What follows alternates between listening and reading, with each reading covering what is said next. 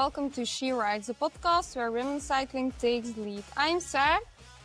And I'm Christoph, and today we're diving into the latest race results and hot topics in women's cycling. And we have a guest joining us to share his story. Let's get started. Ready?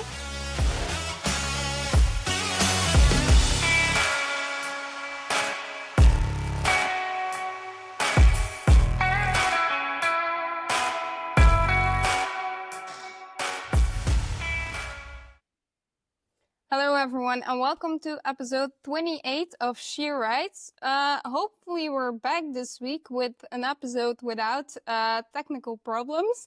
So normally we should be back with better quality and a whole episode for today. And I think we're pretty excited because we're gonna talk with someone completely new perspective in this podcast. Hi Gino. Hello, good evening, Christoph, Sar. Thanks for inviting me. So I'm curious about this podcast because I work already now since 4 years in cycling, 3 years with the men team of Lotto Destiny, first Lotto Soudal, then Lotto Destiny, and I'm transferred to the women team of UAE. So it's another population, but again, a lot of motivation to work in the cycling sport. Nice. So yeah, you just said you're for 4 years in cycling now. How did you end up actually in cycling? Oh, I'm introduced by a doctor, a Belgian doctor that invited me for the first time in cycling because I was already a couple of years, of course, active as a sports nutritionist in several sports. I work also in a big volleyball team in Belgium, Knack Volley Roeselare. I work with the soccer team, Ghent, and also in the athletics with sprinters. Yeah, and I was curious when he invited me in Ghent to talk about my interests to adapt to cycling.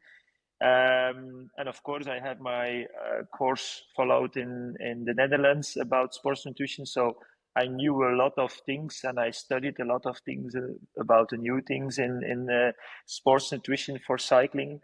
Yeah, and from one appointment, they came 2 and 3 appointments, and then I have an agreement.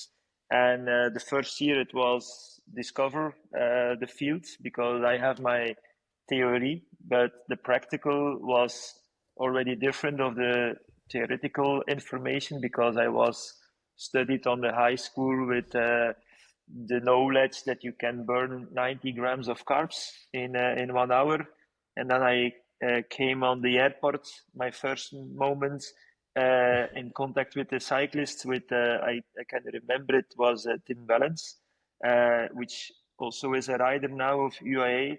And he tested me immediately by asking the questions about how many carbs we can use per hour. But I have informed me well before my first activity, so I could give the good answers. And from that point, I was introduced. It was like a mini examination, I guess. But then I really create a good connection, and I like also really much the sport because I have the opinion that you can do as a nutritionist a lot of positive things in cycling because this is really a sport that is related to your food. If you don't follow the right nutrition in cycling, you see it on the races that you are not able to follow the best riders.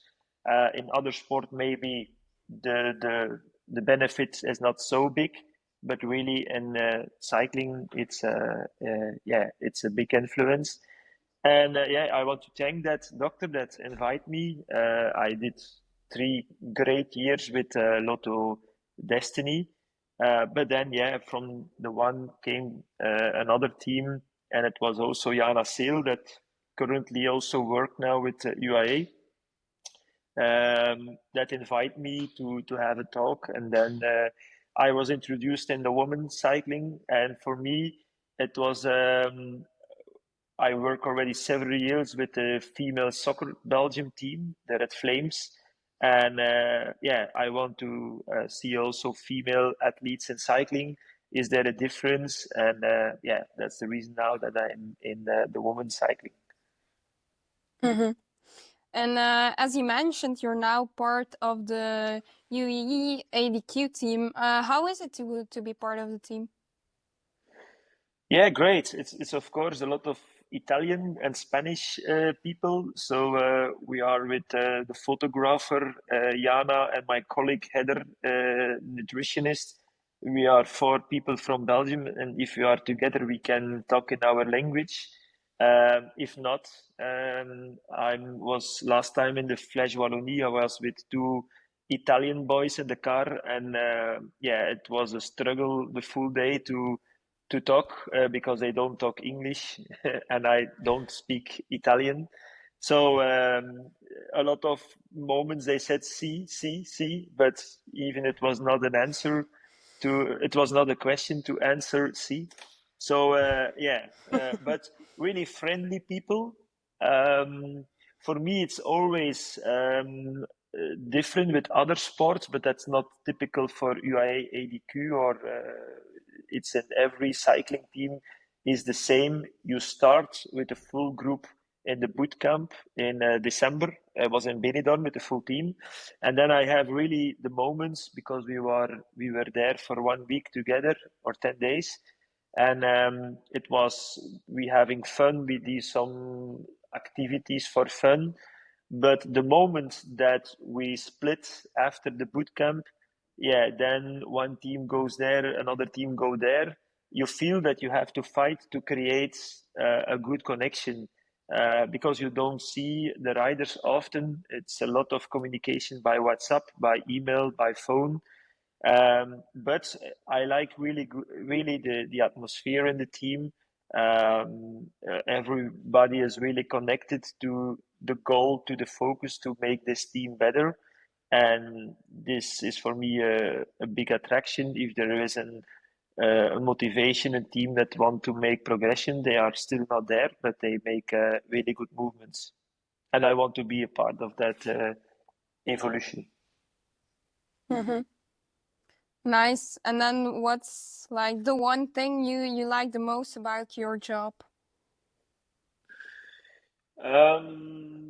The part that I like the most is when a rider communicates to me that after my investment, because I follow now a few riders day by day, so every day they receive from me a food plan, and I base myself on what can I expect from the training that they will do in the calorie expenditure. So I try to measure it well, and then I create for them a food plan. And if you then get some information as a feedback in function of the races that now already are finished, because we have already a few good results, and then a rider is communicating to me that she feel really well in the race with a lot of energy, with a good body composition, then you have mean something for one or more riders. Um, of course, it's part of the job. Sometimes you create a strategy about nutrition, and it was maybe not the best strategy, but then you have to evaluate and adapt. But making the food schedules and know that they follow it really well because they feel confidence on it, this gives me a great feeling in my job. Mm-hmm. Great. And then just let's now dive a little bit deeper into the specifics of nutrition in women's cycling, Gino. We already know that in female sports, we're just at the beginning of scientific research, of course, because all research is mostly done with men, and then not a lot with women.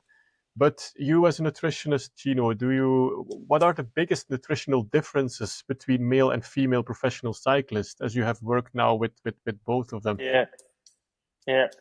Well, definitely, I can speak easily with men riders about weight, body composition, because for them, this is no issue.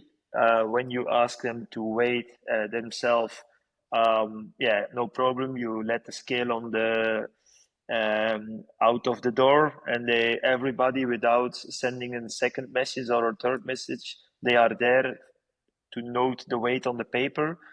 I have the experience with the women that it's more sensitive, even that you don't want to weigh them to judge about it's too much or not too much, but maybe to when they train in a hot environment, that you want to see what is the difference in weight because of the dehydration.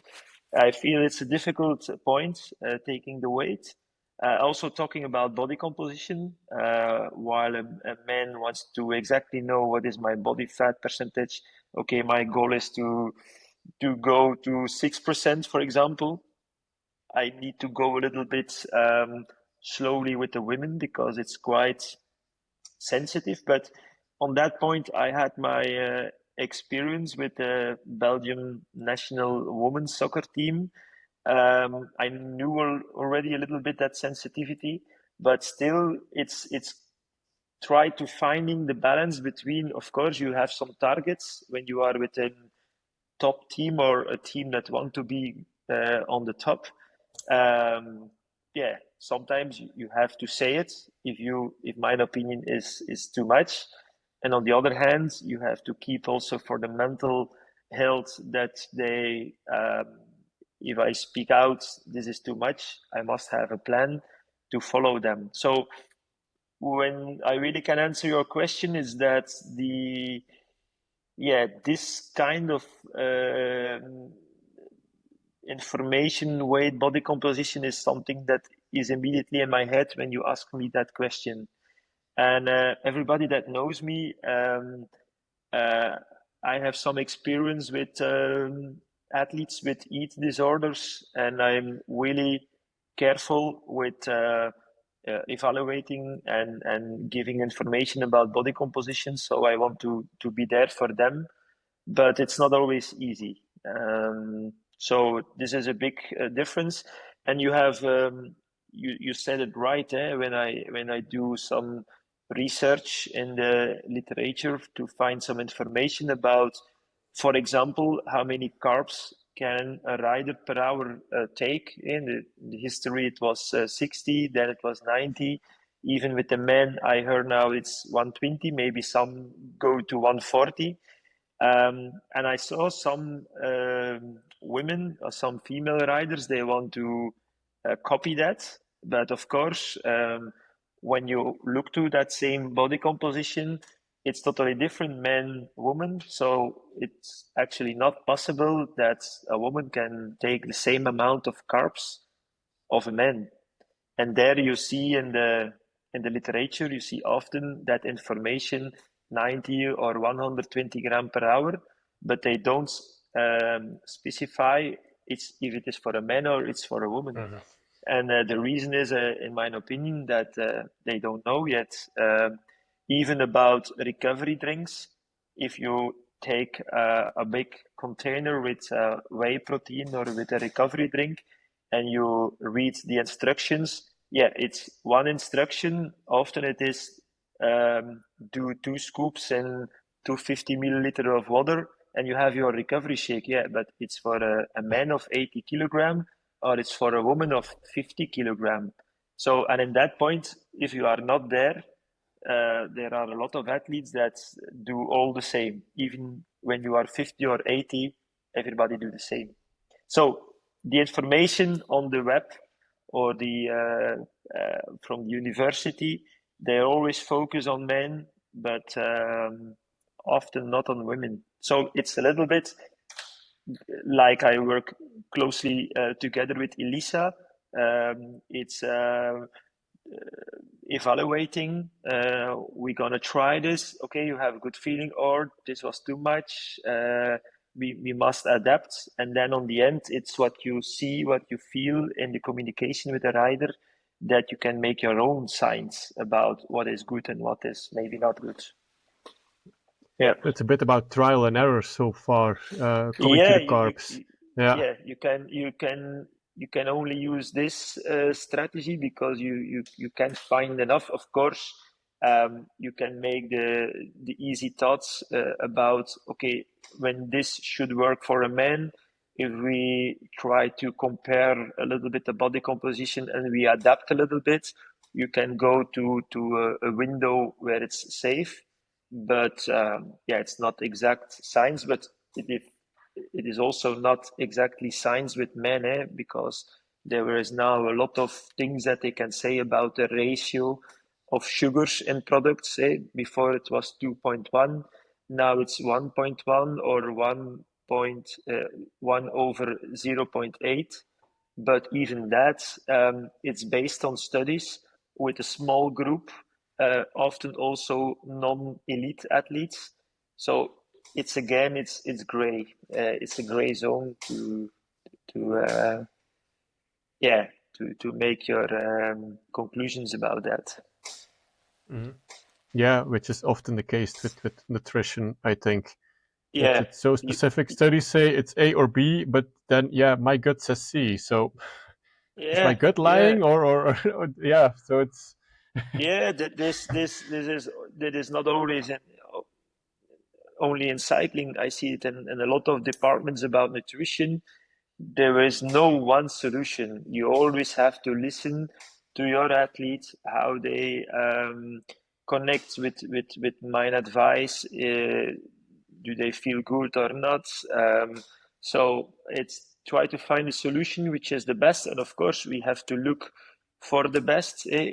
We can say, okay, we stay around 60 grams of carbs per hour, but when the other teams go easily to 90, yeah, then you fight in the races with different weapons. So no, we definitely look to the science, but yeah, like I said, it's often on man based. mm-hmm. Yeah. And then another very interesting one, like how does the hormonal variation, like for example the menstrual cycle, does it impact nutritional strategies for women? Yeah, Do you have to adapt? that's also a part that we have uh, did a little bit of research about it, and it was already from my experience with the soccer women team. But we are quite agree in that point. There are some things that was in the news about it. In this zone, you have to take some more proteins. In that zone, you have to take some more antioxidants in the food. But that's of course when a rider exactly knows his cycle, the menstrual cycle. But when they take medication for that, hormones, yeah, you cannot know it exactly, and then it's difficult to know in which stage they are. And even also on that point, the scientific evidence is quite poor to set already some recommendations. So we decide to not follow it exactly on that point, because yeah, it's so different with everyone, and because we don't know also the exactly cycles from one rider. Yeah, we think we're gonna do more wrong than right. So at that point, we decide to wait until the future maybe set some other things. Mm-hmm.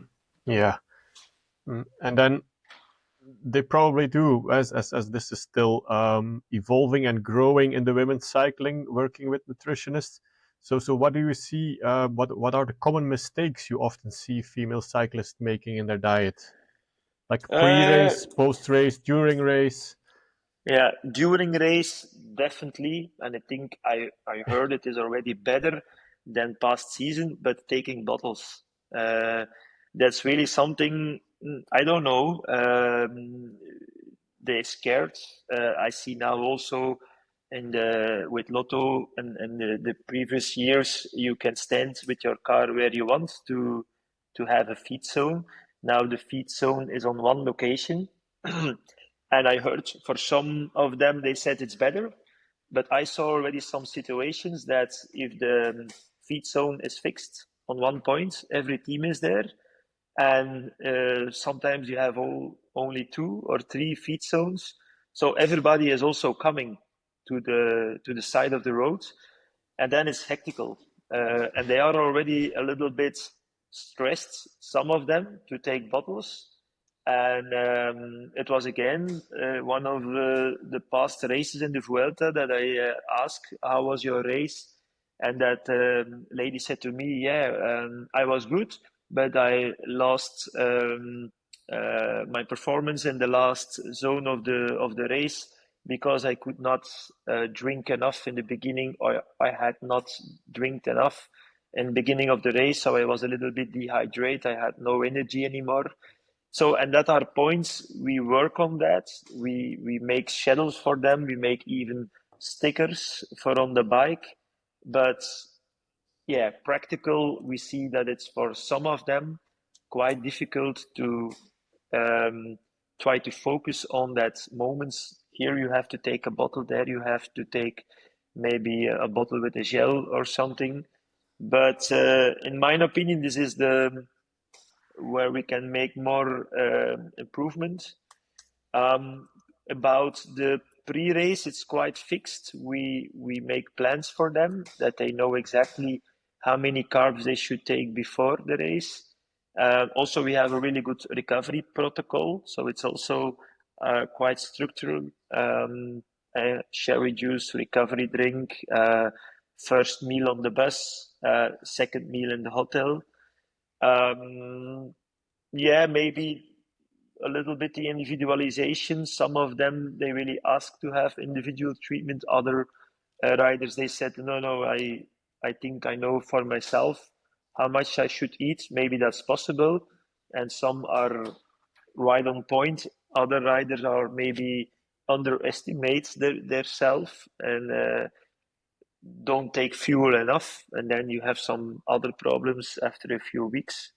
But the main for me is try to take easy bidons during the race and hydrate on a good way.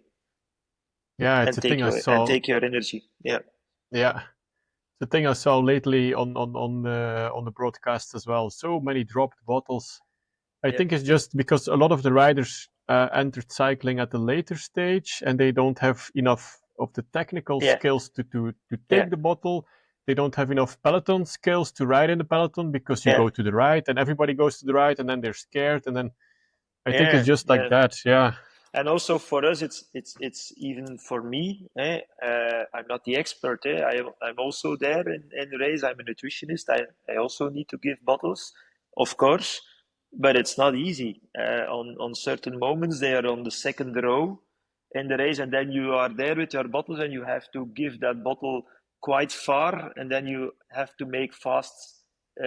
You have to make distance for the other riders that are coming, so it's quite stressful, and in that point they are also stressed, and yeah, you see indeed that a lot of bottles I have already the same in I think in Milan Saremo I could give two, and two of them were yeah, falling on the floor. Even it was my fault or it was a fault of the rider, I don't know, but it's not so easy. Yeah, we tend to forget often. Like taking the bottle is a skill, but giving a bottle as a swanny is There's also also is also an important skill. ask a lot of people. Maybe I don't know if you have done it before already by yourself, but it's not always Yeah. so easy. hmm Yeah, not too It dep- hard, not too loose. Just no, do it. Yeah. yeah, you Yeah. know what I mean, eh? Yeah. Exactly. Yeah, Then just probably some about fueling and training for training and racing. Like which might be a very interesting question. Is this? Can you walk us through what a typical race day fueling plan looks like for a female pro rider? well, it starts already the day before. So the day before, we want to increase the glycogen storage into the body, and depending a little bit of which rider we have, we go between 8 and 10 grams of carbs for 1 kilo body weight. And then we can make schedules for them to spread that amount of carbs to increase the glycogen storage into the body. And then, of course, we have our race strategy where we work with also a specific breakfast. When the race is quite early, it's 10 or 10:30. The race start. Okay, there is only one meal where we have our certain amount of carbs to prepare that race. But for example, now in the Vuelta, they race around 2 p.m. and then we have to make a second plate most of the time after they have took their breakfast with some combination of oatmeal porridge with some bread and jam or honey. Then they go to the bus, and often they are already quite fast away. And then we must give some takeaway boxes for them with some cooked rice or cooked pasta as a second meal, because otherwise, if they only take one meal and they have to race at 2 p.m. until 5, yeah, the distance is too far to get enough energy. So we split it in two. Then it's a hydration protocol. We give some beet juices to increase the nitrate amount to the body.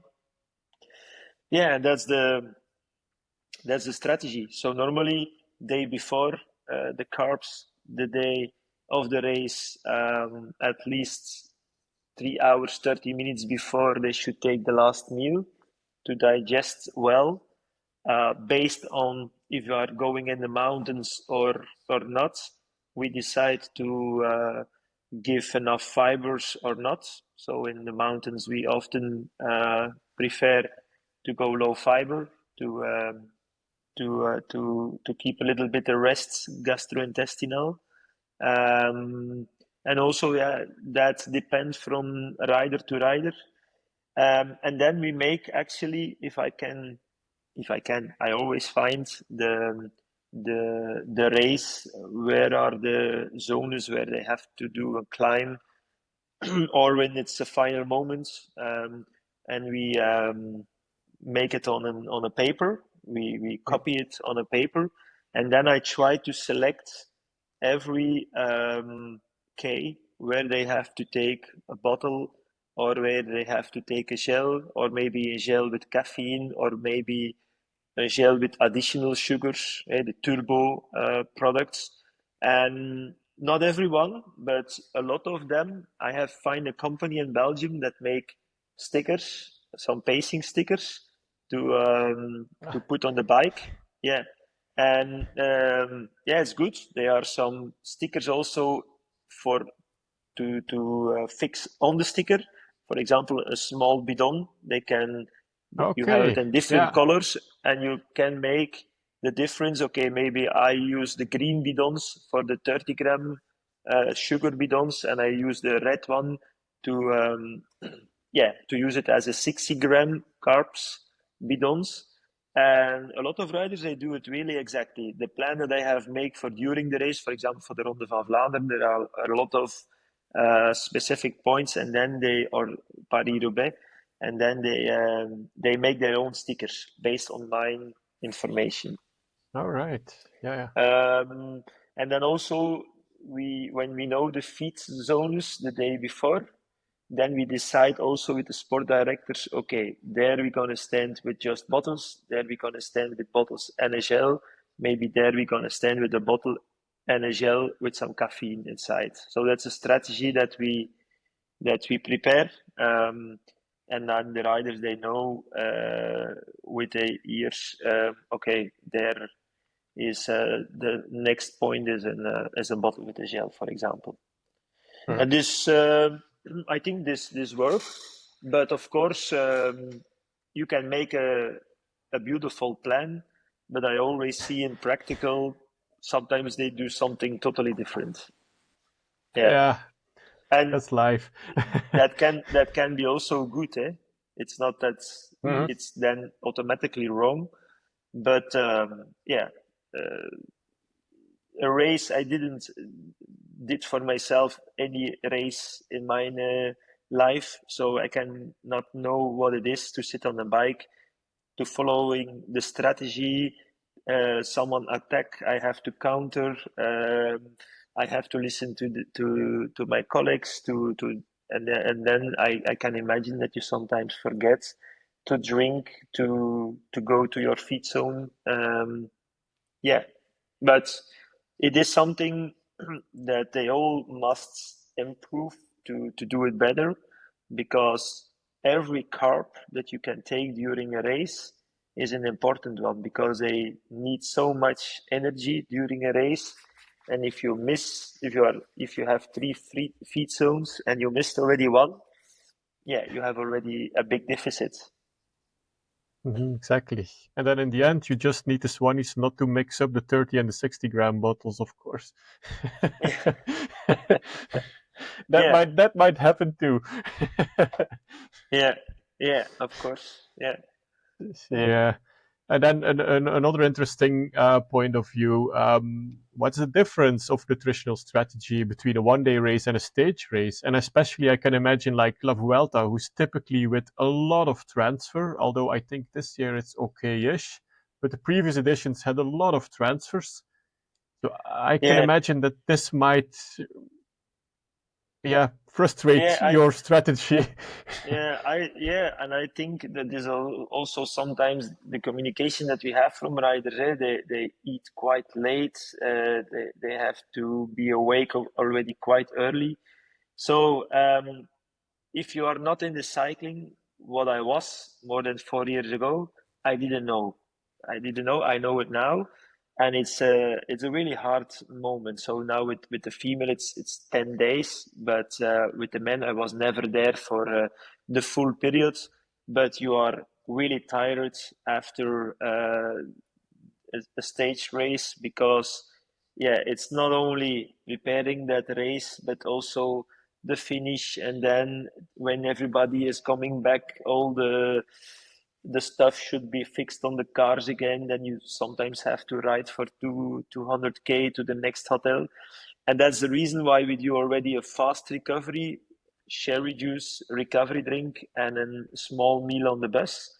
But of course, yeah, it's directly after the race, and they are often not able to eat enough because there is some stress on the stomach. So it's not bad that it is a little bit later, but yeah, later maybe 8 o'clock is 8 p.m. is good. But I'm not there now in the Vuelta, but I get already some information that it was on certain moments 10 p.m. when they could eat. So yeah, this is of course for the sleep quality not so really good. But yeah, No. it's for everybody the same, of course. So yeah, you fight with the same weapons, but it's for everybody the same. Mhm. Yeah. And a single race is easier, eh?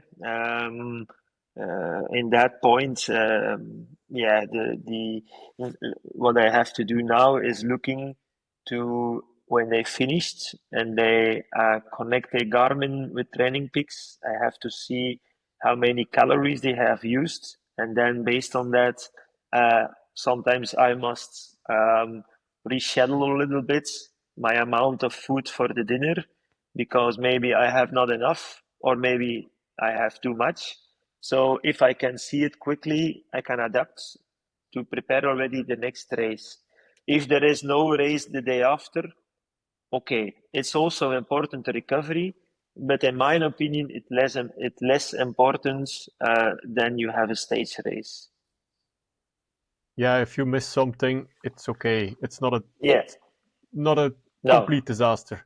Yeah. And actually, Hmm. that's like in the other work that I do with the soccer team, for example, Ghent. They play now 4 games on 12 days. Yeah, the recovery is really important.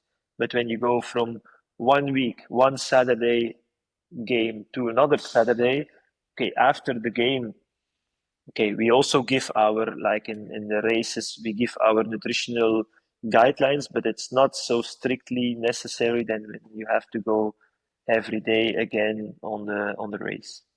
Hmm. Yeah. And luckily, Ghent is not burning too much calories on the field these days. So, No. but that's a whole other story. Or maybe by running after the ball, they can burn a Yeah. lot of energy as well. But no, it's not the same, of course, when you really look to the amount of calories. Of course, in soccer, don't make any mistake about that. It's a sport with different intensities. But in cycling, when I look to the data that is coming in about the calories that they burn, it's big. It's so. I'm impressed often when I calculate the total need in calories for one day. Yeah, we can easily go for some riders to 4,000-5,000 calories a day. So when I should eat that, of course, without sports, it's already a huge amount of food. Yeah, I can imagine. 5,000 is quite a lot. Of course, not for every race. We have also races there where it stay around 3,500 for a lightweight rider. But some races are definitely higher. Yeah. And then about recovery, Gino, what are the most critical elements of post-race recovery nutrition?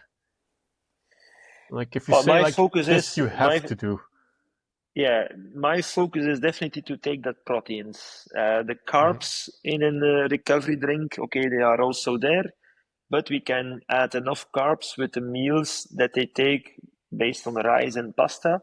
But a good quality of proteins that immediately repair that body are for me the main goal. Rehydration is also a main goal, especially when I saw in the pictures today that it was quite hot. So they obviously they're gonna lose a lot of water, and then we have to push them also to drink, because this is also an important one in function of the day after, that your body is again in an hydration. And then of course taking that good meal with some good fat as well. And I have to push them often to don't be scared to take a little bit fat. When you take good fats like olive oil, some avocado, that healthy fats are also useful to reduce the inflammatory markers into the blood. And if you can reduce the inflammatory process by adding some healthy fats, salmon, for example, is also a good source, then you can create a faster recovery. No, great. And compared men between women, is there a difference in recovery needs that is sometimes overlooked by team, or is it just like, okay, it's the same depending on the body weight, of course, but we try strategy. to make any difference in body weight, but of course it's not the same amount of pasta rice that they have to eat after the race than with men. And even in our group we have some riders that maybe have a weight of 48. We have also riders 60 kilogram. It's of course necessary that we must make a difference in that. Yeah. No, that's great. Gino, just to take a little break from the nutrition side, but we had also some actual racing going on this week and last weekend. So we might shift for a short moment our attention to the actual racing side. You want to start with the Grand Prix Schellebelle from past weekend? Of course. Great. Yeah. It's always like pretty special when I've watched the biggest part on the cobbles, like 100 meters from my home. And it's always like a special experience to see like a peloton riding on the roads just around your house. But of course, we hyped it up last episode. But Definitely. when I was going to start, Connie Hayes, who was a guest here, was there, and I was gonna meet her there. But first of all, I had no idea where the teams were or something like that, because I was also like, where in Schellebelle are you gonna park all those cars? So she just sent me her location, and it was literally on on a field of grass, I think used for football by some kids after school or something. So that was quite fun. Some brought their camping chairs, others were just sitting in the grass next to the car. So yeah, actually crazy to see, like, it was a 1.1 race, but when you came there, you didn't really have the impression it was a 1.1 race. It was like, if you would compare it to Brabants Pijl or something, it was just like a whole different world. But yeah, it was super nice to meet Connie, actually. Normally she would come to my house and watch on the cobbles here with me, but the chaos of the race made that impossible. But yeah, nice to see her. I truly hope for Connie too. 2026 can be her year, and she doesn't just come with the team, but also can ride with the team. So yeah, let's hope I can cheer for her next year at the Grand Prix Schellebel. Yeah, we will. We will. And go listen Connie's episode, because she's amazing. If you haven't already. And then maybe about the actual racing part, yeah, it's flat here. The commentator was trying though. He was like, yeah, they have to cross the Schelde a lot on the bridges. And I was like, oof. Yeah, so that was quite fun, but it's very flat here. I think there's one cobble sector in Overmeer it's called, but that's quite a heavy one. I think there were some crashes too and some flats.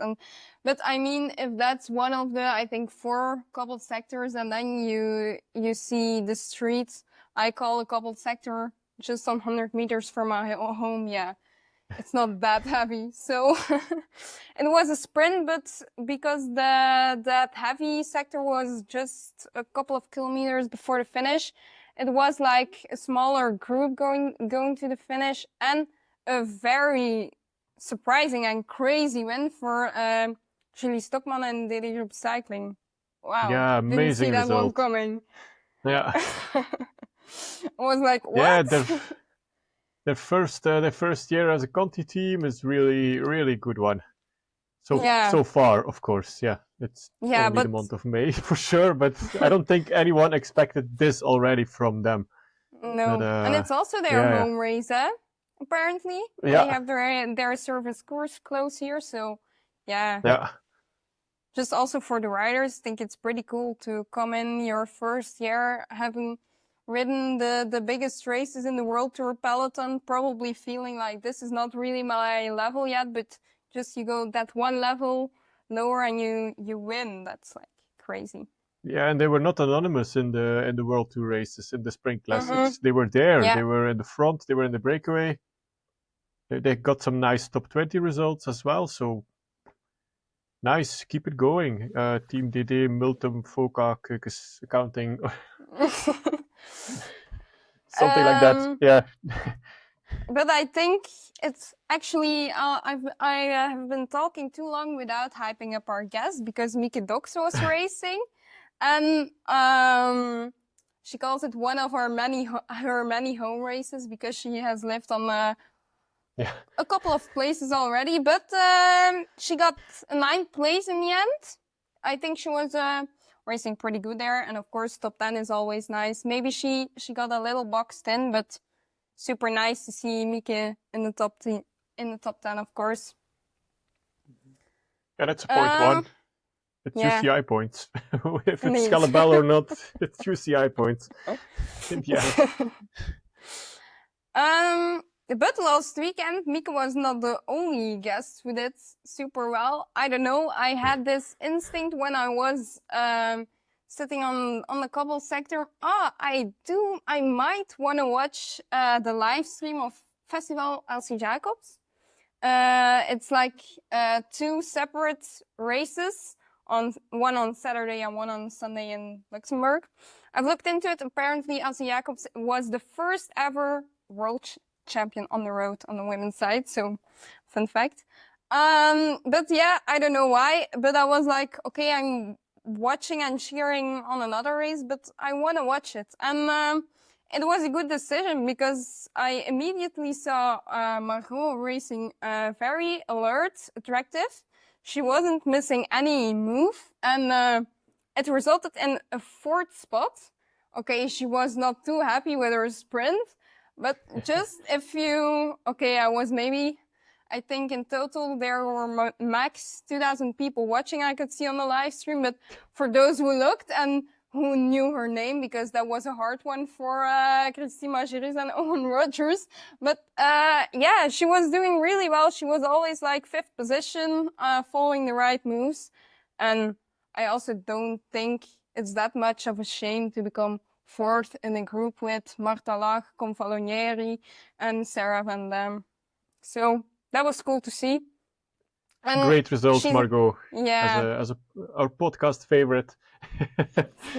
One of, we can't pick favorites, but Yeah. great results. Good job, Margot. Super happy for you. Yeah. And then just to prove her form, actually, the next day she was racing again. It did end up in a sprint with a bigger group. So she did the lead out for Lonneke Unike ending 7th. But again, you could really see like she was feeling good and she was in the race and she was racing. So it was 16. So after a crazy long spring actually already for her, she's still doing great things, and she ain't stopping yet. She did a race today with 2 flats, sadly, but she's racing I think tomorrow, the day after tomorrow. Then Tour of Norway is at the moment also on our schedule, but yeah, she's doing good. We're super happy to see it. Yeah, me too. Then on to the big event of this week of Vuelta Femenina. Started already very juicy with the team time trial. Oh my God, Visma Lease bikes reactions. I loved it. They were a little bit what salty. Happened, of course. Not what happened, because that was super sad. And then, but I'm just gonna look for some reactions because they were on point. It already started with UNOX. Yeah.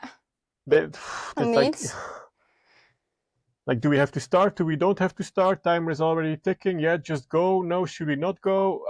It was like, yeah. From then on, the chaos just began, actually. Yeah. But honestly, we'll just go. So what exactly happened is that according to the UCI, it's the UCI after all, Movistar showed up too late instead of 20 minutes beforehand, 15 minutes beforehand. And they only had one person doing the checks of the bikes. And because Movistar was too late, they couldn't finish the other teams fast enough or something like that. But yeah, of course, like, you know, when there's a team time trial, if your starting point is, let's say 8 p.m., the timer is gonna start at 8 p.m. and it's not because you appear later on the schedule. So yeah, it's pretty sad if you, of course, Visma, I think when Ferrand Prévot was still in the race, because she isn't anymore, of course, I think they had some GC ambitions, and also maybe with Marianne Vos trying to take it in the sprint and stuff like that. So I can imagine it's not very nice. You already start with like 2 riders less. Visma Lease bike was already lost at the start because they were already 1 or 2 riders down, and that's like completely crucial in a team time trial. So they didn't stand any chance from beforehand. So I can understand the UCI rule: if you show up too late for a time trial, okay, the countdown is starting and then time starts to tick. But this was obviously a logistical problem from the guys from the UCI with the material check. So hey, come on, just postpone this for 5 minutes or something and just get it right. I mean, yeah, this is not the rider's fault. If you're sleeping and you're too late at the start, well, yeah, okay, face the consequences. But in this case, yeah, very, very strange, actually. And then in the end, they just say like, yeah, we find Movistar, but that's not going to help Jumbo-Visma get their time back. That's not going to help UNOX get their time back. I mean, they have ambitions as well, and then 5 seconds can be a lot in the first 2 stages to grab the red jersey. So, yeah, little failure that, from the But organization. actually, to just counter what has been the most disgusting here in Belgium, women's cycling is boring, blah blah blah. You didn't watch the reactions from Visma Lease bike afterwards. One of the, I think, the least harsh ones was someone putting on her story like, oh no, like the start time but crossed with 5 seconds extra and stuff. But honestly, Pauline Ferrand-Prévot, that was just great, and it has been taken offline, but actually I think a half hour later it was back, but just a little less personal, maybe. Yeah. It was still with the what the fuck and how can this be so amateur. So I liked it, and there was also from Jos van Emden, I think that one has been deleted 2 minutes after it, but it's like I really think this is one you should hear, and I don't think it's you didn't actually have the chance to read it, but it's like to give an idea how nasty UCI cycling works. I want to share some information. To be clear, many teams were influenced by bad operations by the UCI, so no teams to blame. Now the UCI is playing nasty games to the teams to tell other teams, in this case Movistar team, we asked to disqualify them. My trust in the UCI was little, but from now on it's gone. Fair play, my ass. So yeah, a chaotic first stage, I would say. To say the least, yeah. But the expected winner in the end with Team Lidl Trek. Well, if you saw all the national champs jerseys at the start, plus Ellen van Dijk, yeah, it's a difficult thing. What I could see from the team time trial, there's still a lot of work to do in the women's peloton regarding team time trials. That's oof. Yeah. But also, how many team time trials are there in a year? Yeah, for one exactly. in cycling, and for sure in women's cycling, it's almost only the Vuelta, and that's it. So yeah. You need also to be good. You need some time on the track. It's like a team pursuit. It's the same skills, same tactics. That's something you have to train, and then, well, let's just say there's a lot of room for improvement for a lot of teams still. But hey, that's good, right? So, but it's nice. It's poetry in motion. I love a team time trial. Something that really comes back is Liva-Lula Jaco and team time trials. That's like something that keeps happening, and it's always like, oh, they're here again. Nice.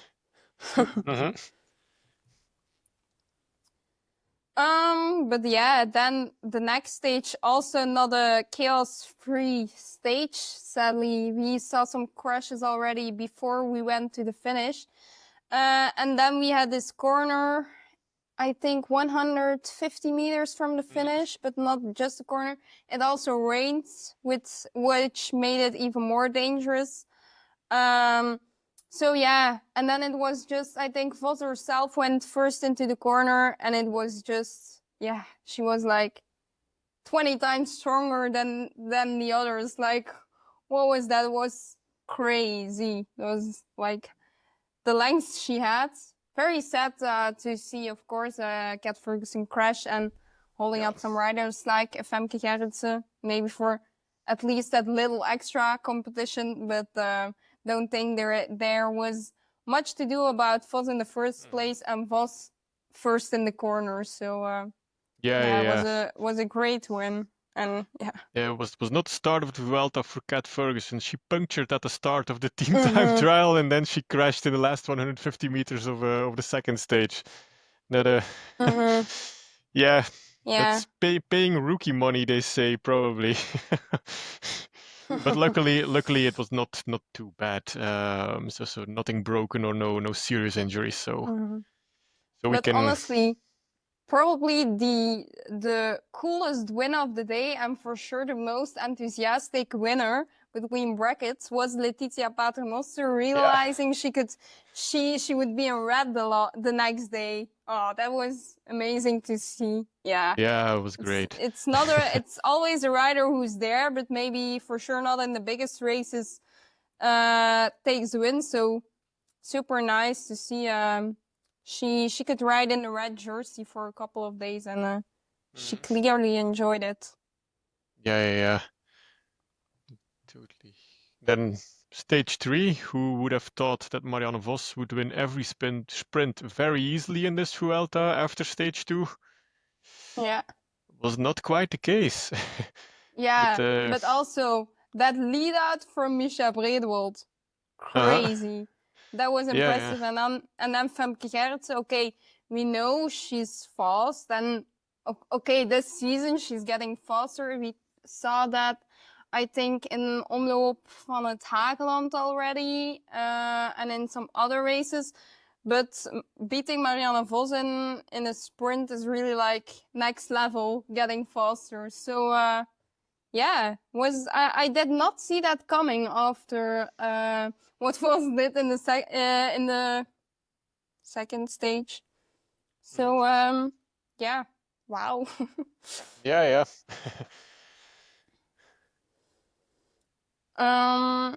And then the fourth stage, that was yesterday. Yeah, the comeback queen is really back, right?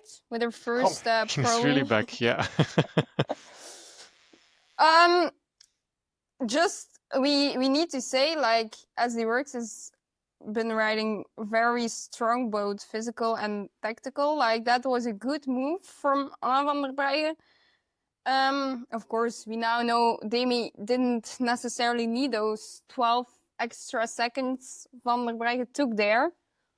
But there was something like we saw Kerbao going on the descent, and Demi herself was chasing. And I was like, Demi, what are you doing? Firstly, you have 2 other teammates with you who could do that for you. And also, Kerbao isn't the biggest danger GC-wise. And then we were even sending it to each other, what is FDG doing here? And then Kerbao, they catch Kerbao, and then Anna van der Breggen goes. And then the whole team, so Vollering actually one of the only wheels she should maybe really focus on, because she's maybe the most uncertain one. Like, how close is she gonna come to me? Okay, Royster was better today for us today, but she didn't know that, because you would normally think, okay, Royster will be good, but she won't be on the same level as me. And with Van der Breggen, you can't just really know. So the weird thing is, you are gonna chase yourself after Kerbao. Okay, good rider, but she's not gonna be a threat in GC if you give her 10 seconds. But when Anna van der Breggen goes, you yourself don't react. Okay, but also your team hesitates to chase. And I was like, what's happening here? You know, it's Anna van der Breggen there, right? Yeah. She played it smart. That she took the win. It was well deserved. Even I have to admit, as not being the biggest SD Works fan. No, really, she deserved it for real. I need to mention it. They're riding pretty good, so I need to seize the opportunity if I can. But then just to seize the Team Coupe Repsol fanboying opportunity, Sarah, it was India Granger, the most combative rider from stage 4. So they had a podium, and they were so happy about it, the whole team. So yeah, their attractive attacking style of racing finally rewarded in a big stage race. Yeah, sure. So hooray! And then maybe we go on to stage 5. That is for us today's stage, the first real mountains. Think it was pretty clear Vollering was feeling very good, because Muzik and Labous were already working on the one before the last climb. Yeah, the first ascent of Lagunas, they nail already. So I was like, why are you using all your teammates already? You could have actually just saved Muzik, for example, to take the polka dot points at the top of the first. I mean, I was like, And then she used all her teammates. and then she didn't go for an attack. So I was like, but why are you just using all your teammates and then just sitting there and then just continue riding? I was like, huh? This is strange. But yeah, in the end, of course, she wins the stage. So the winner is always right. Yeah. And it turned out Music and Labous were strong enough to pull the lead as well on the final climb of Laguna de Lagunas de Nela as well. So in the end, it turned out to be beneficial for a team. Yeah. Just always have the feeling a bit that FDG tends to make it a bit harder for themselves than it really is. But yeah, just like we have said many times before, she won, so we can't say much about it. But it was remarkable. Let's keep it at that. Yeah. Something else that was remarkable was Marlon Reusser. Yeah. What? Well, she tried to go with the attack of Demi Vollering. I think she immediately regretted it because it didn't last very long. But but she managed to hold on her lead for the second place. So Yeah.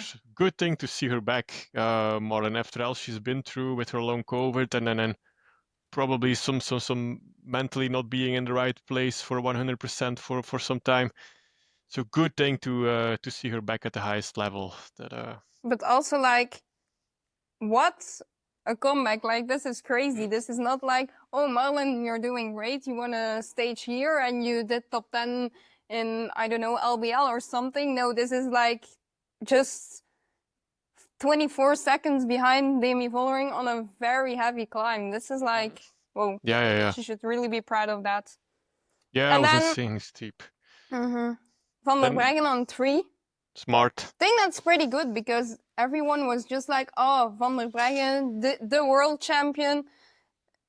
It's been a couple of years since she was there, and women's cycling has grown. For sure, the top has grown quite a lot. So I think it's only normal that she can't immediately compete with Demi Vollering because it was an explosive climb as well, the final 4K. So yeah, is that a little bit the age that's kicking in that's like not so explosive anymore on those type of climbs, which Demi still has in her legs?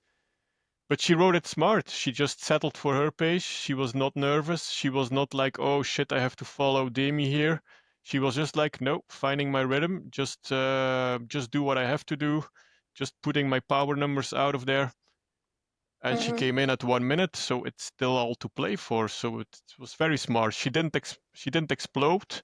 So yeah, smart riding. But yeah, of course, she has the experience. So no big surprise. Then, and then also it's Grand Tour time. At least it's climbing in the Grand Tour. And look who we've got here, Paulina Royakkers. Yeah, there she is. First couple of stages were pretty shit for her, I think, but we go up again and yeah, crazy.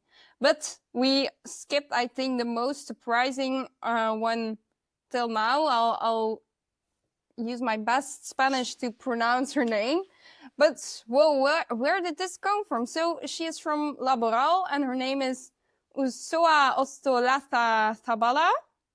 I have never heard of her to start with. And she becomes fifth. Yeah, great, strong. What? Yeah. I was like, who are you? Mm-hmm. This is like, yeah, clearly a new talent because that's like a crazy performance. Yeah, same thing with hello Valentina Cavallar, the Austrian rider. Don't be mistaken about her name. She's from Austria. So yeah, she was strong as well. She was playing in front. Yeah. Okay, she finished at 2 minutes in the end, but hey, still that Yeah. Same again, with Vinal, also yeah. doing really good. Carvajal Yeah. showing her shape is really consistent since LBL. So yeah. Tina Kajevi from Team Coop Repsol was bossing as well on a Conti level. Yeah. She was in the front as well, finishing 22nd in the end. But she had a very strong ride as well. So and Gino, tough day at the office for the UAE ADQ team. This climb. Yes. I heard a few things of my team today, and I think we lost Lizzie Holden today, yesterday already, Greta Marturano. So yeah, I have no idea of the other riders because I didn't hear full my colleague again. But yeah, I think it was a tough day.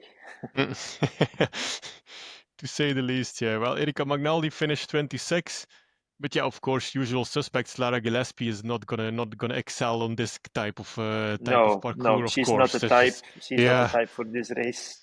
yeah. Yeah. Yeah, then we had Alena Ivanchenko, 63rd, and a 15 points penalty. She did probably something wrong. Oh, Yeah, I don't know. I didn't know. Maybe No. you prescribed her a bottle she shouldn't have taken. Could no, just joking. I don't know what. No. 50 seconds then. 15 points. 15 50 points. points. Yeah, Okay. yeah, yeah. Well, it's UCI. It can be whatever, you know. Okay. Yeah, they like to punish whatever. Yeah, but I think the people who said like women's cycling is boring, well, they for sure didn't watch La Vuelta because I think it's pretty exciting. But people Yeah. who say that, they just don't watch the right races.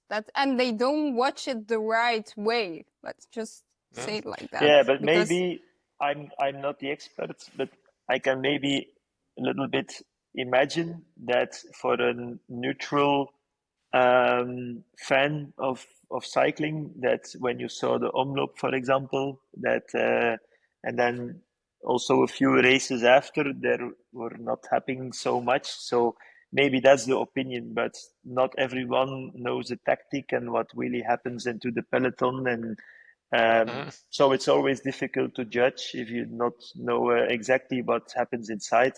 I was also seeing that sometimes that they are a little bit scared to do something, and the worst thing that you can do is compare with men. That's the same with soccer. If you compare women's soccer with men's soccer, it's not the right comparison. So yeah, I saw that also in the beginning, but yeah, the Vuelta is now something different. What I saw already. So yeah. Yeah, I think it started to live their own life. The quote of women's cycling is boring, and we could relate. We talked about it in the podcast as well. In the beginning, it was like, oh, come on, guys, I'm just waiting for some balls in Action. racing. That's what I said. Like, come on, but like now you can't complain anymore. So No. But yeah. I think the issue a bit was at the start of the season is for sure, let's say till the Italian races, if you take them with it, is that the riders and like the biggest riders didn't really know where they stood in comparison with the other riders, and it was like, yeah, that hesitation you felt with some riders. I've talked a lot and who they were, but you felt the hesitation to really go for it because, oh, I might lose. Of course, you're not gonna win a race like this, but it's clearly we are gone from that period now. And you know, if you want really exciting races, you can also watch the smaller races. Of course, they're not televised, but I mean, the first one of the Festival Elsie Jacobs races, it was one of the best races I've watched this season. It was attack after attack, and that's also maybe because there were a lot of riders who are good, and in a classic like the Ronde van Vlaanderen or LBL or whatever, they can compete for top 10, top 15. So they really, when they have a chance, they will take it, and they will just see like, okay, if there was a bigger name here or something, I wouldn't win either, so I can try. And that's like really, if you watched it, you have seen it. And this women's cycling is boring thing is also just so pulled out of context. I mean, if we're gonna watch the Giro now with the men too, let's be real, there are also a big part of the stages are gonna be boring till the sprint, or gonna be the mountain stages are probably the GC guys are gonna hold back till the third week, and it's gonna be pretty basic and pretty boring. But are we gonna see quotes appear in the whole media like, oh, men's cycling is boring? no, because it's a grand tour, so that's logical. So yeah, Yeah. Yeah, it's I just can follow. Yeah. Yeah. a Yes, Gino, you have to go. We just want to thank you very much for your side, for your nice angle and your nice point of view on women's cycling and on women's sports in general. Actually, I think it's a nice takeaway for myself, for Sar, and for the whole community of listeners. So we thank you very much for joining our podcast, Gino, and we wish you all the best of luck with Team UAE DQ for the rest of the Yeah. season. yeah. Okay, Christophe Yeah. and Sar, you thanks both to invite me. It was also really interesting to listen to the second part, your both knowledge about the cycling.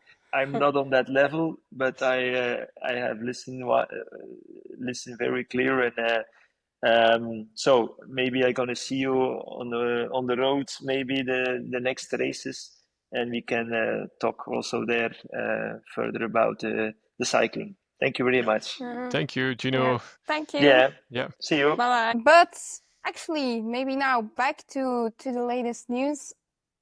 So we were okay. I know again what we were talking about, but oh, that was very hard. But so we discussed the cycling is boring part. I just we're just going back to the Vuelta because of course Vollering won, and we saw a very emotional and I think even impactful interview of Demi after the stage. I don't know, there was something about her winning. She wasn't like super happy or something. She was happy she could win, but you felt there was something off or something. So I had a feeling, okay, I really have to stay in my sofa and listen to the interview, what she has to say.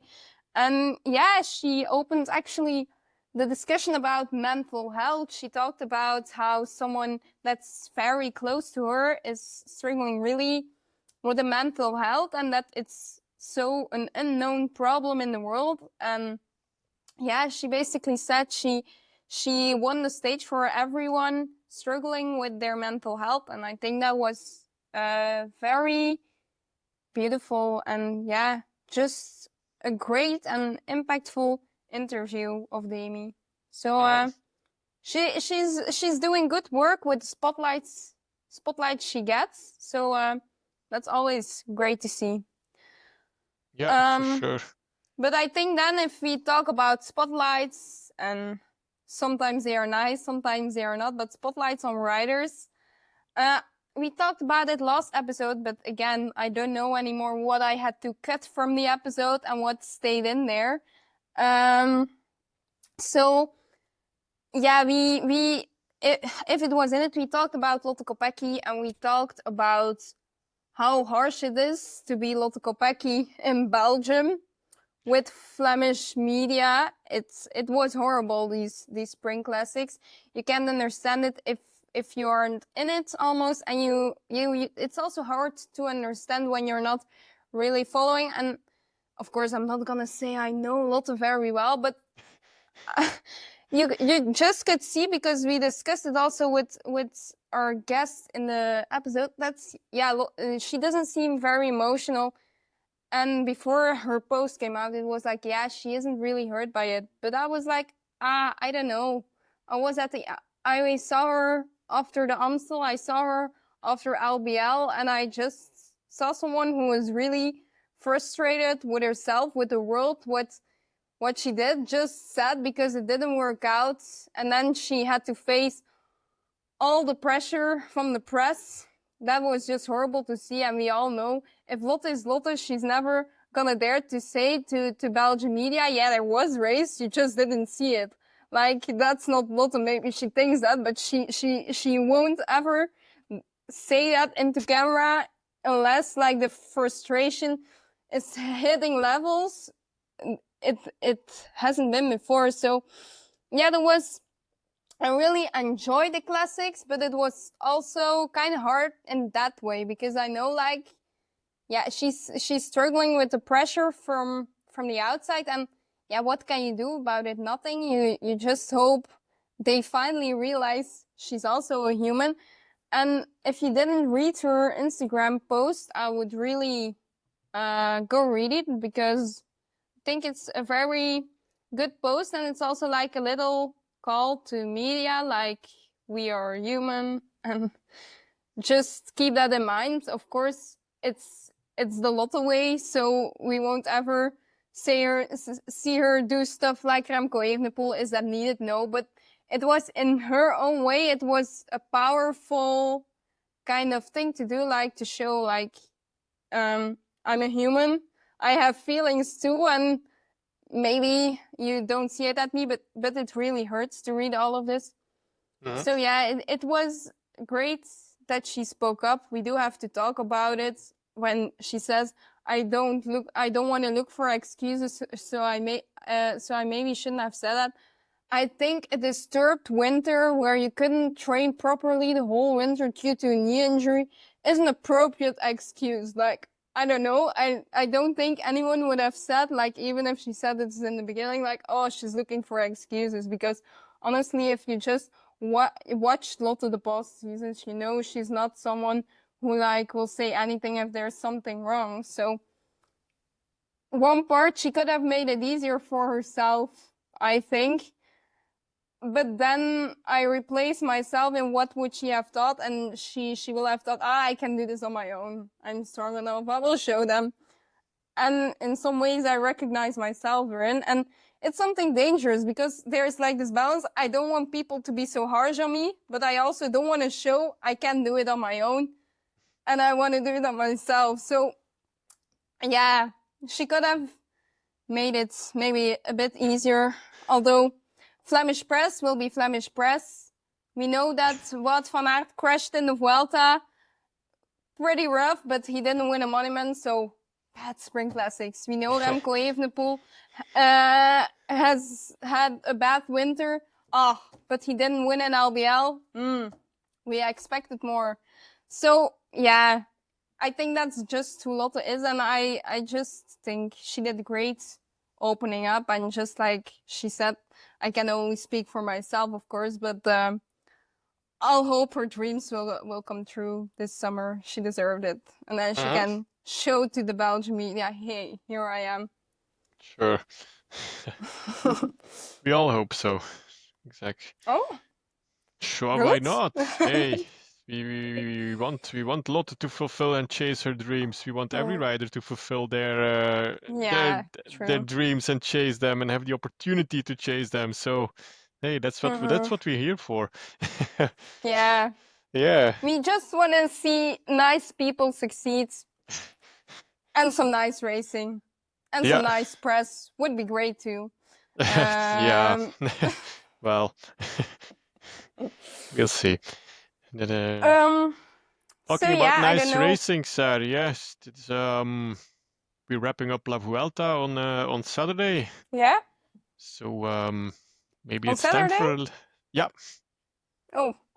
Yeah, okay. Tomorrow is Friday. Tomorrow is the flat stage, Oh, and right, on Saturday yeah. it's the final one. Yeah. Yeah, it feels kind of weird in my head. It ends on a Saturday. Yeah. It doesn't feel completely right, but okay. So it might be prediction time. Who wins GC? Who becomes 5th and who becomes 10th? If you want to go with Demi, I'll go for an outsider. Yeah, I'll go with Demi. It's still all up for place for Anna van der Breggen and even Marlene Reusser if she keeps going this type of form. I'm just gonna say Marlene as someone else with a chronic illness. I would be just so happy. Like, this is like such a power move, coming back from a chronic illness, being better than on the climbs. Then you had to step out of it. Oh, that would be so great. But I think it will be hard if you saw Demi on the climb today, but you never know. I'm here for it. It was one of my wishes for this Vuelta, see an outsider win. So yeah, why not? Sure, yeah, exactly. Why not? Yeah. My mind says like she's too strong, Demi. And it's my mind says it winner too, as but well. when did I ever listen to my mind, right? While making predictions. Yeah, true. So who comes in 5th then? Good question. I'm just gonna try.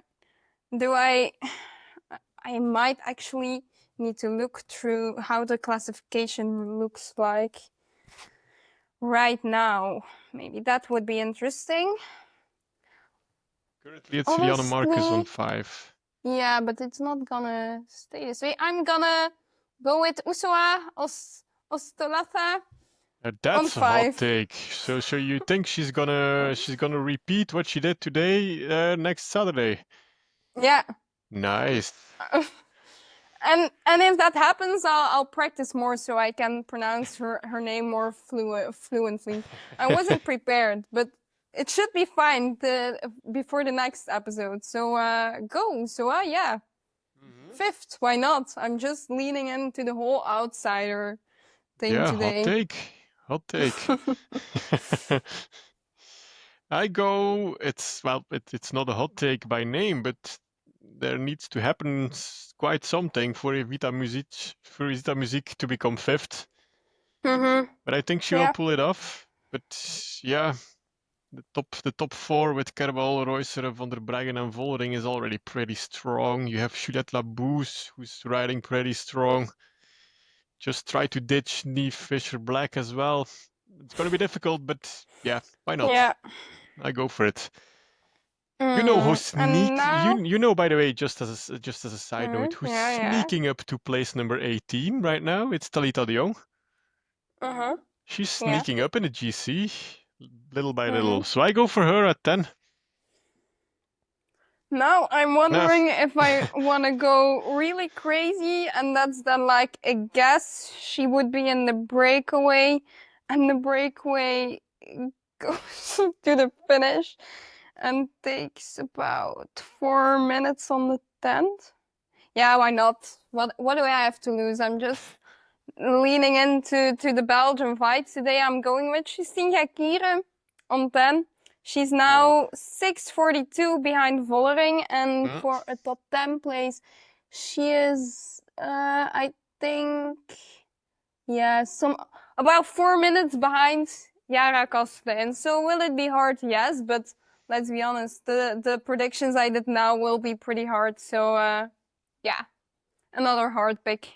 And I secretly hope for Stina Kajevi to finish top 20, but yeah, she's young, so she might have a blackout on the final climb. So that's possible as well at her age. So, but fingers crossed she doesn't, because she has potential. She's insane. If you're between the big names, I also saw her riding, because since we're recording this podcast, I'm like, oh Coop, and I was like, oh, you're still here? Wow, this is very good. So She's 19. She's 19 years old. Yeah. Like we talk Top about 20 Kat would be Ferguson and great. Imogen Wolf all we want, but she has potential. Like, but Yeah, hey, for like I sure. said, like she can just flame out as well because she's 19. That's it just can happen. But fingers crossed. Do you expect something from Kasia Niewiadoma? She didn't focus on La Vuelta, but Did you say your 10th actually? Yeah. I said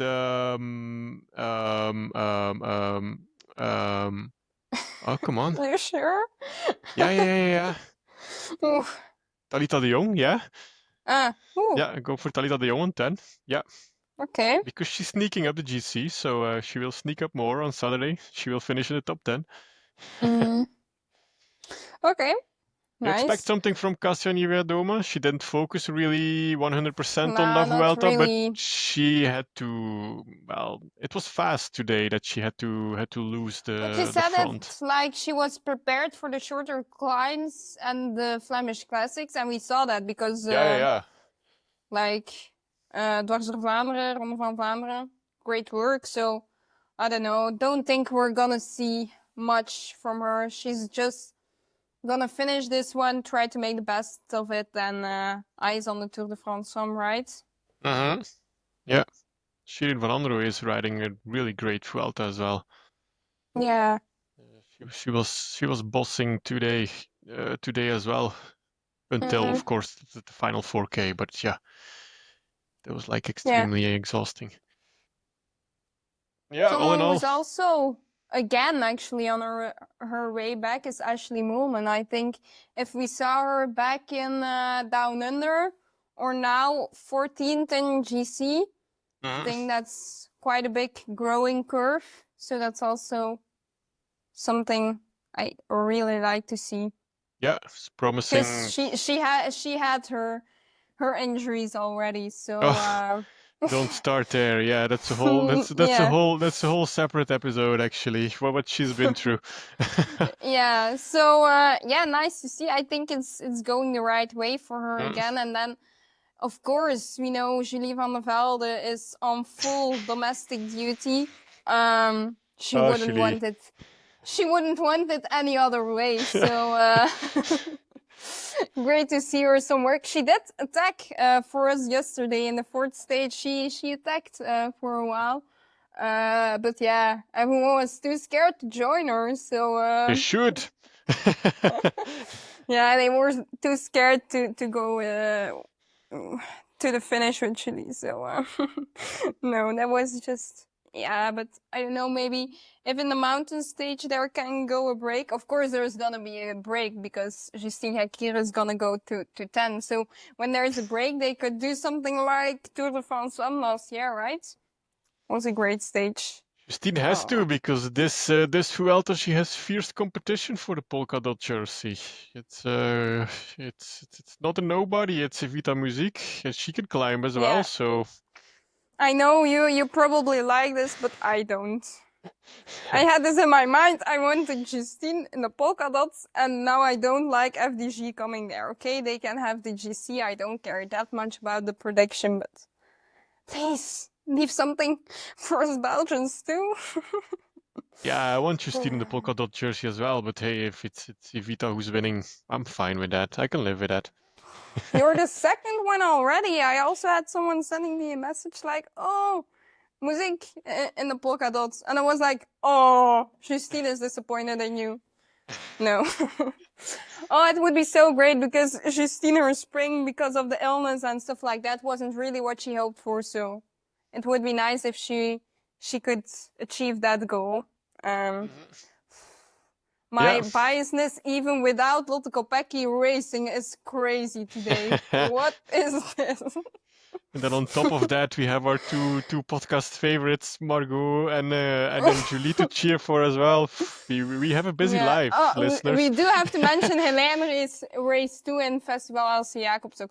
It's a race that still is a bit too high of level for her, but we can't forget her. She raced too. So no, we won't forget. Always need to mention our guest, always. Yeah, might be in the future a whole episode of mentioning guests if this keeps on going. But hey, today we had a guest, not a rider, so we can't really cheer for the not riders. Exactly. So very interesting take, I think, as well. Very interesting point of view. Upcoming in the women's peloton, already very important topic in men's cycling. And you see it's coming and growing and improving in women's cycling as well. So yeah, we have to thank Gino a lot for his appearance on the show. Yeah, sure. Super interesting. It's not really in my comfort zone. I don't know that much about it, but yeah, it's just nice to learn a bit about it. Mm-hmm. Yes, for sure. I think with on this note we can conclude episode 28 of the She Writes podcast, right? Yeah. Okay, so in terms of next week's episode, it's a hint we have already given before actually, but she couldn't made it that day. Hopefully this time, second time, good time. So you also already know she's from the same team as Kim LeCour. She's an experienced rider, and she does a lot more than just riding her bike. So, what a giveaway now. We already said those things, so it's just adding those together. And actually, if you follow me on Blue Sky, I give also like an extra hint, but it won't say too much. You have to go to Blue Sky for that. We need more nice people on Blue Sky. At least there are enough nice people, but it's always nice to have more people. Also, just a quick shout out, and now we're really gonna wrap this up, to the Blue Sky account of La Vuelta Femenina. The interactions, the posts, the graphics, great work.